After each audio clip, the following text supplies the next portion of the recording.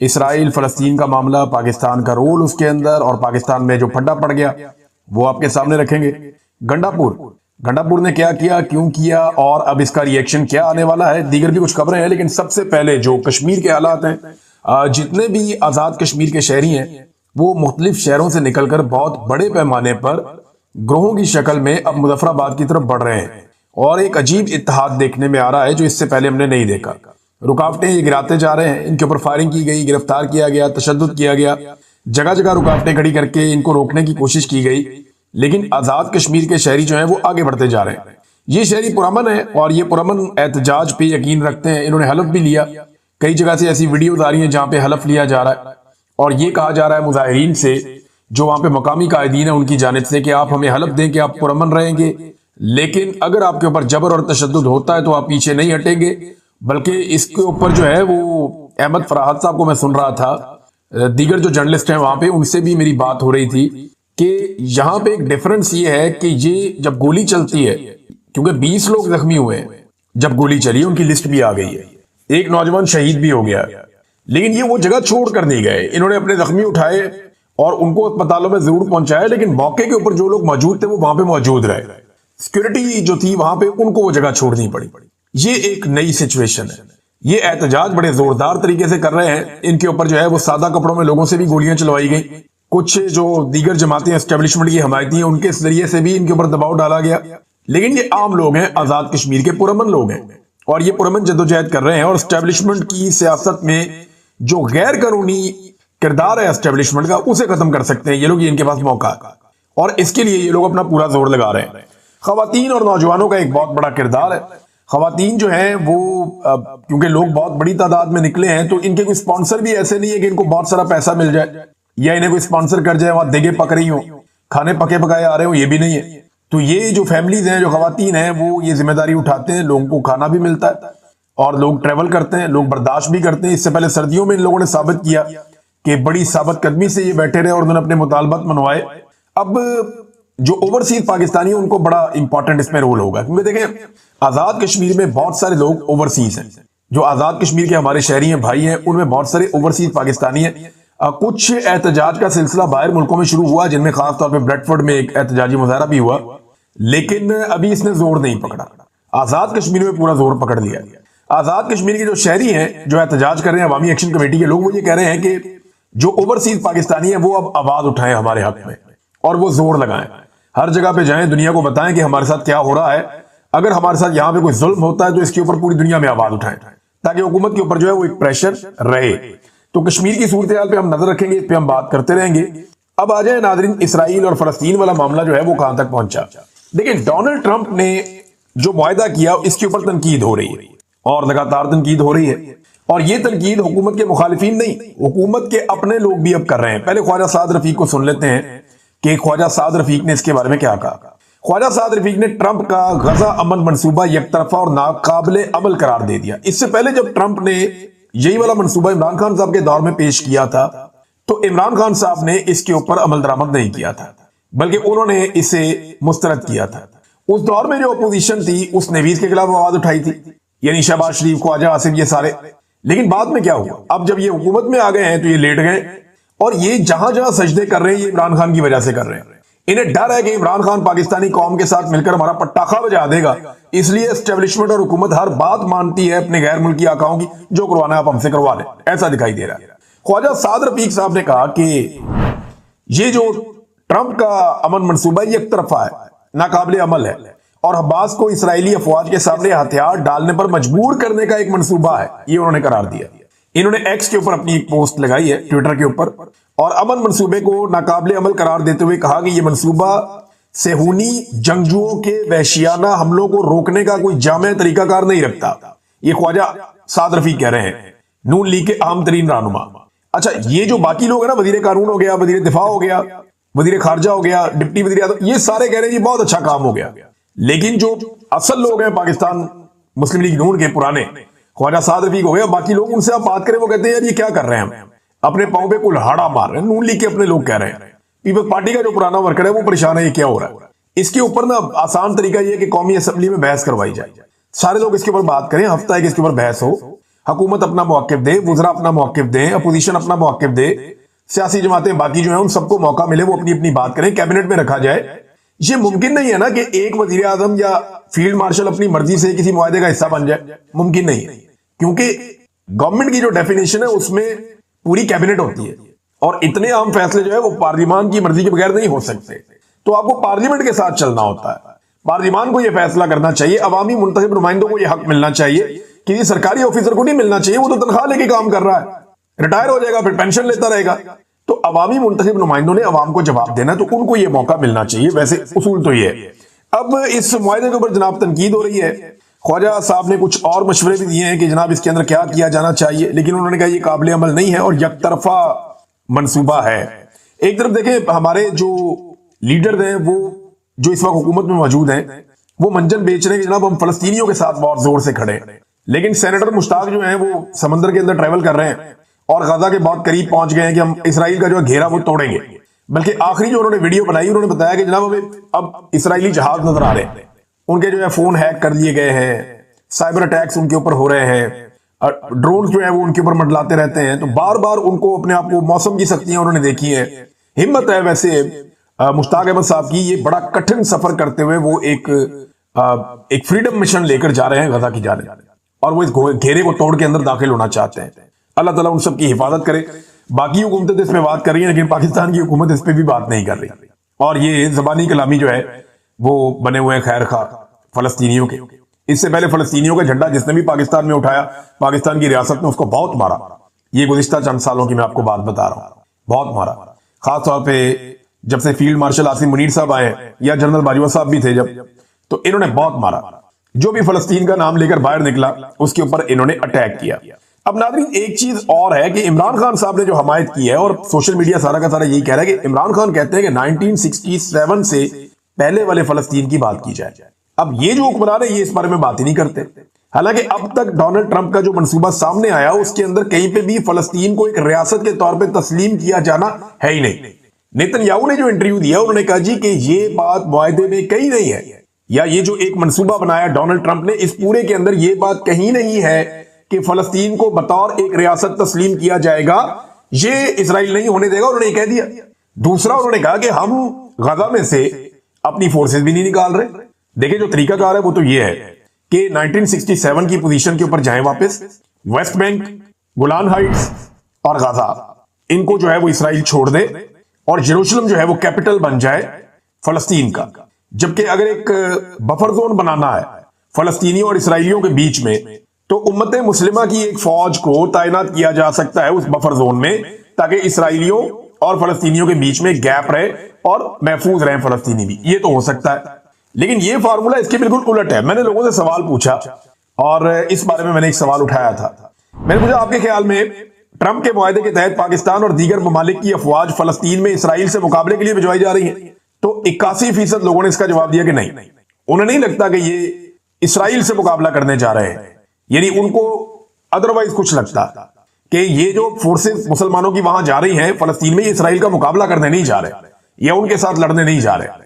تو پھر لڑنے والی فورسز کا وہاں کام کیا ہے, کس کے ساتھ لڑنا ہے, یہ فیوچر میں ہمیں پتا چلے گا. کیونکہ ایک بہت بڑی پکچر نظر آ رہی ہے, کچھ لوگ انالیسس کر رہے ہیں کہ آنے والے وقتوں میں وہاں ایک عجیب قسم کی لڑائی شروع ہو جائے گی, اور اس کے اندر قربانیاں جو ہیں وہ اسلامی فوج جو وہاں پہ بنا کے بھیجی جائے گی اس کو دینی پڑیں گی. تو یہ ایک لمبا سلسلہ ہے جو شروع ہو سکتا ہے. لیکن نیتن یاہو نے جو ہے ان کی خواہش کے اوپر ڈونلڈ ٹرمپ نے کچھ ایسا لگتا ہے تبدیلی کر دی ہے. جو باتیں پہلے مسلمان ملکوں کے ساتھ ہوئی تھی اب وہ باتیں وہاں پہ نہیں ہیں.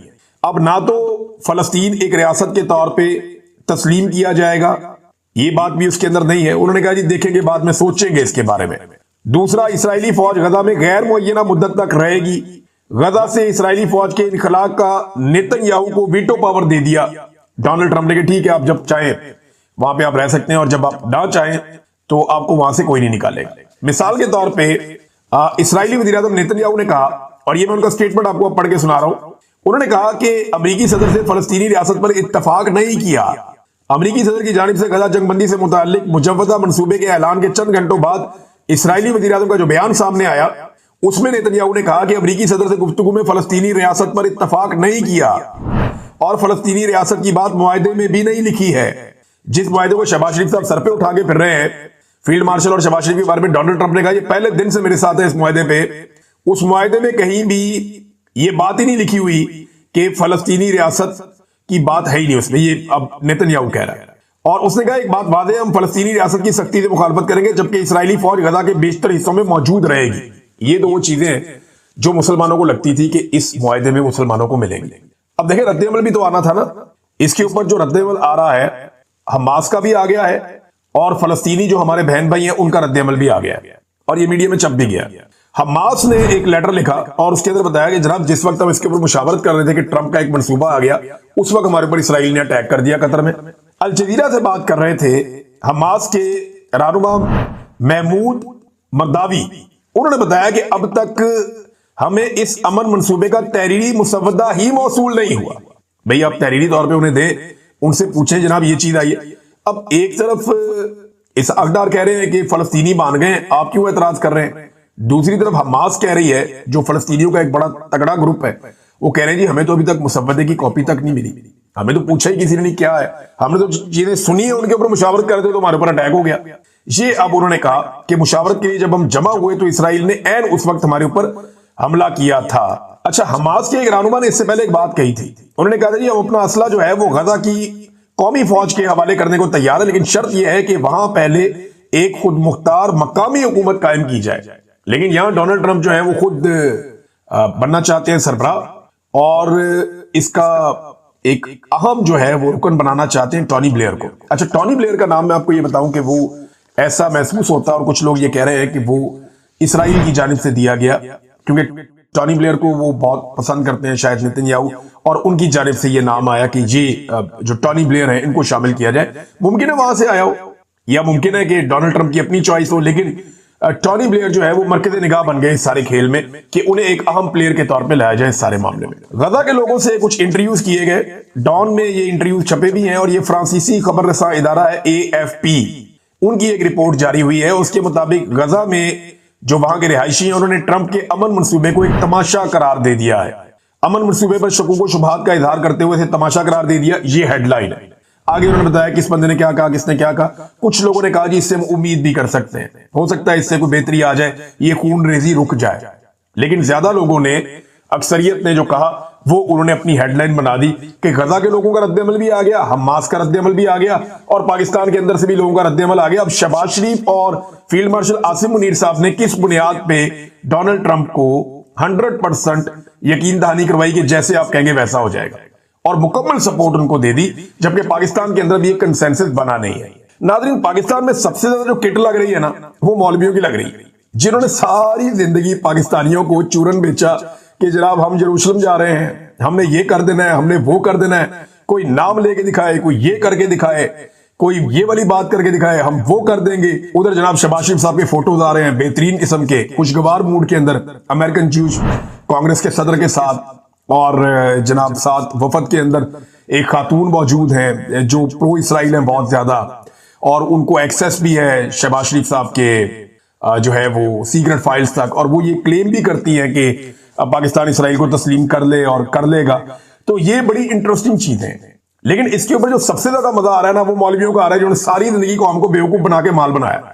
ये मुल्ला मिलिट्री अलायंस ने मिल के कौम को बेवकूफ बनाया और कौम को ये कहते रहे कि अपने जनाब फलानी भी जंग लड़नी है तो फलानी भी जंग लड़नी है, और इन्होंने बड़ी बड़ी तकरीरें की। लेकिन आज ये दोनों बिल्कुल ऐसे चुप बैठे, सुम्मुम बुकमुन, यानी बिल्कुल खामोश, चुप, गुमसुम, चूड़ी निकल रही है इनकी। और वजह जो है सवाए फजलुर रहमान साहब के, फजलुर रहमान साहब इस पॉलिटिक्स को जानते हैं और उन्हें पता है कि होना के बड़े जीरक सियासतदान है, उनकी सियासत इसके ऊपर खड़ी है।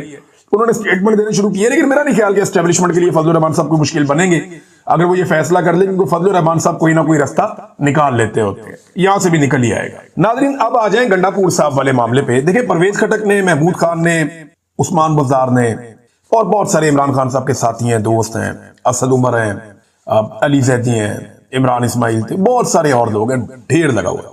सबने इमरान खान साहब से गद्दारी की, लेकिन किसी ने उनकी फैमिली पे हमला नहीं किया। ये हमला गंडापुर ने किया, और गंडापुर ने ये हमला उस वक्त किया जब गजा का और इसराइल का मामला पाकिस्तानी हुक्मरानों के सर पे चढ़ा हुआ। तवज्जो हटाने के लिए ऐसा लगता है ये किया गया। भाई इस वक्त गजा के ऊपर, इसराइल के ऊपर इनकी फैंटी लग रही है, उठा के एक नया टॉपिक छेड़ दिया। ट्रंप इनको चौक में खड़ा करके बार बार बेनकाब कर रहा है कि ये मेरे साथ खड़े हैं, मेरे बंदे हैं। उस वक्त गंडापुर ने रेस्क्यू कर दिया। इनके खुफिया राबते सामने आ रहे हैं, तस्वीरें आ रही हैं, उस पर गंडापुर बाद में अलीमा खान के ऊपर चढ़ाई कर दी। जब कश्मीरी सड़कों पे बैठे हुए हैं, उनके काफिले चल रहे हैं, वो अपने मुतालबात मनवा रहे हैं, उस वक्त गंडापुर ने रुख मोड़ के तवज्जो इधर करवा दी। जब कॉमनवेल्थ की रिपोर्ट आई जिसमें साबित हो रहा है कि पाकिस्तान के अंदर एक जाली रजीम है जिसको धांधली के साथ लाकर बिठाया गया है, और इतनी लेट वो रिपोर्ट आई, इस पे बात करने के बजाय फिर अलीमा खान। ये फैमिली पे इतना बड़ा हमला इन्होंने कर दिया गंडापुर साहब को। कोई भी अक्लमंद आदमी हो तो आपको लगता है कि वो ये इल्जामात अपने मुंह से दोहराएगा? यानी गंडापुर साहब को अकल नहीं है। इन्होंने क्या किया कि वीडियो बना के वो तमाम इल्जामात जो इन्होंने इमरान खान साहब के सामने बैठ के अलीमा खानम पे लगाए, वो वीडियो बना के उनको रजिस्टर कर दिया कि हाँ मैंने लगाए। अब ये उससे भाग ही नहीं सकते, ये उससे भाग ही नहीं सकते। और मैं जितना अलीमा खानम को जानता हूं या इमरान खान को जानता हूं, इमरान खान इनको टके की सियासत नहीं करने देगा अपने बलबूते के ऊपर, इन्हें कोई सियासी पोजीशन नहीं देगा। ये बहनें उस वक्त भी निकली थी जब परवेज मुशर्रफ का दौरे हुकूमत था, और उस वक्त भी इनको मर्दाना पुलिस ने पकड़ पकड़ के गाड़ियों में डाल के गिरफ्तार किया था। इन्होंने तब भी अपने भाई के लिए आवाज उठाई थी, अपने भाई के हर जलसे में ये जाती रही इमरान खान की बहनें। अल्टीमेटली जब इनका भाई वजीर आज़म बन गया तो इनका कोई किरदार नहीं था, उसके बाद जीरो, कोई किरदार नहीं। तो आइंदा भी यही होगा, और गंडापुर साहब परेशान होंगे कल को कि अब मैं अपने अल्फाज वापस कैसे लूं। गंडापुर साहब ने अपने पांव पे बहुत बड़ा कुल्हाड़ा मार दिया, उनको आइडिया नहीं है। इमरान खान का और अलीमा खानम का ताल्लुक 7 दहाइयों का है, 70 साल से ज्यादा हो गए इन दोनों बहन भाइयों को इकट्ठे। क्या ये एक दूसरे को नहीं जानते होंगे? ये जुमा 8 दिन आ गए गंडापुर साहब, तो वो जाकर इमरान खान को कहेंगे अलीमा खानम के बारे में, और इमरान खान मान लेंगे। उन्होंने हंसते हंसते सारी कहानी अलीमा खान को सुना दी और कुछ कहा भी नहीं, बल्कि अलीमा खान ने बाहर आके वो सारी कहानी पब्लिक को बता दी। अब मैंने इसके ऊपर भी एक सर्वे करवाया, बड़ा इंटरेस्टिंग है, ये भी देखे आप। मैंने अवाम से पूछा, मैंने कहा पता तो करें कि आपके ख्याल में सच्चा कौन है, अलीमा खानम या गंडापुर? लो जी, 95% लोग कह रहे हैं कि अलीमा खानम सच्ची है, और 5% लोग कह रहे हैं कि गंडापुर सच्चा है। ये बड़ा, इससे ज्यादा क्लियर मेरे पास कभी कोई सर्वे नहीं आया। गंडापुर साहब की जो अवाम के अंदर सच्चाई की एक वो रह गई है ना, कि 5% लोगों को लगता है कि गंडापुर सच्चा। 95% लोग गंडापुर को झूठा समझते हैं। ये गंडापुर साहब ने वाकई अपने पांव पे कुल्हाड़ा मारा। नाज़रीन, शहबाज शरीफ साहब ने एक वारदात की और वारदात पकड़ी गई। ये बड़ी इंटरेस्टिंग वारदात है। इन्होंने किया ये कि इमरान खान साहब का जो वो पड़ा हुआ था ना अक़वाम मुत्तहिदा के अपने यूट्यूब ऑफिशियल चैनल के ऊपर, वो सबसे ज्यादा इमरान खान साहब की तकरीर वहां पे देखी गई आज तक। वो 7.5 मिलियन के करीब है शायद। इतना ज्यादा लोगों ने इमरान खान साहब को वहां पे सुना।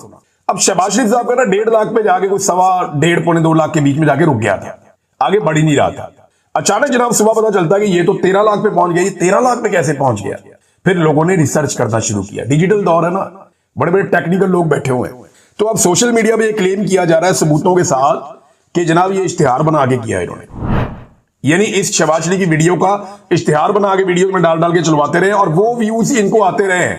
वो कोई 10 सेकंड का व्यू होगा, कोई 15 सेकंड का व्यू होगा, लोग स्किप कर देते हैं, आगे निकल जाते हैं। तो इस तरह की कोई कहानी लोग सुना रहे हैं। मैं इसको टेक्निकली नहीं जानता ये क्या चीज है, लेकिन जो टेक्निकल लोग हैं वो बार बार सोशल मीडिया पे क्लेम कर रहे हैं। मैं कभी ये इश्तिहारबाजी में पढ़ा ही नहीं, मुझे पता ही नहीं इसका। मैं इस साइंस को भी नहीं समझता। मुझे सिर्फ ये काम अपना जर्नलिज्म करना आता है। ये वीडियो की अपलोडिंग भी कोई मुझे कहेगा तो मेरे से ये भी नहीं होती, वो भी अलग लोग हैं जो करते हैं। तो ये जो शहबाज शरीफ साहब के व्यूज हैं, इनके बारे में पोल खोल दिया पकड़ के सोशल मीडिया के ऊपर जो टेक्निकल लोग हैं उन्होंने, कि जनाब ये पैसा कौम का खर्च कर करके, पैसा इसके अंदर इंजेक्ट करके डाल के इन्होंने इसके व्यूज बढ़ाए, ताकि हिसाबदार ये कह सके कि देखो शहबाज शरीफ को कितना ज्यादा सुना गया।